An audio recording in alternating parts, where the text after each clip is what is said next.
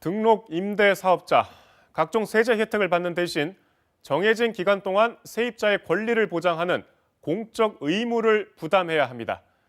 2017년 정부는 이 제도를 활성화하기 위해 등록 임대 사업자에 대한 혜택을 강화했습니다. 주택 규모에 따라 취득세 면제, 또 재산세 감면뿐 아니라 종부세 합산 배제도 적용받을 수 있습니다. 대신에 임대 의무 기간을 지켜야 하고 임대료도 직전 임대료의 5% 내에서만 올려받아야 합니다. 자, 이런 혜택들 덕분에 2017년 98만 가구였던 등록 임대주택은 3년 만에 60% 넘게 늘었습니다. 이 제도의 핵심은 이 세입자들의 주거 안정을 위한 임대사업자들의 공적 의무 준수인데 잘 지켜지고 있을까요? 정부가 조사해 봤더니 아니나 다를까 위반 사항 적발 규모가 3,700건에 육박했습니다. 세제 혜택만 챙기고 세입자는 나 몰라라 하는 이 뻔뻔한 갑질. 임재성 기자가 보도합니다. 50대 A씨는 2017년 서울 성수동의 한 아파트를 6억 원에 샀습니다. 그러면서 8년 장기 임대로 내놓겠다고 신고했습니다.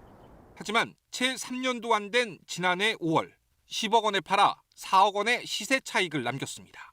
임대 의무 기간 위반입니다. 과태료 3천만 원이 부과됐고 임대 등록은 말소됐습니다. 세무당국의 조사도 받게 됐습니다. 각종 세제 혜택에 대해서는 여태까지 다 받아왔으면서 양도 차익을 얻으려는 목적으로 물건을 양도한 경우가 굉장히 많이 적발이 됐거든요. 이렇게 임대 의무 기간 규정을 위반해 정부 합동조사에서 적발된 사례가 3,700건에 육박합니다. 임대사업자로 등록한 뒤 자신이 들어가 살거나 5%로 정해진 임대료 상한을 무시하고 1,000% 넘게 올린 사업자도 있었습니다.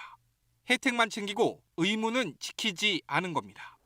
지역별로는 수도권에서, 주택 유형별로는 아파트에서 위반 사항이 집중됐습니다. 위반 등록 임대에 대해선 3천만 원 이하의 과태료가 부과되고 혜택을 받은 취득세와 재산세, 소득세, 양도세 등이 추징됩니다.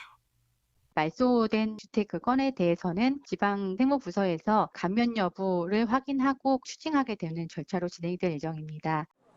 정부는 올해도 등록임대 공적 의무 위반 사항을 집중 조사할 예정인데 특히 임대료 증액 상한을 지켰는지 임대차 계약 신고를 제대로 했는지를 정밀 검증하기로 했습니다. KBS 뉴스 임재성입니다.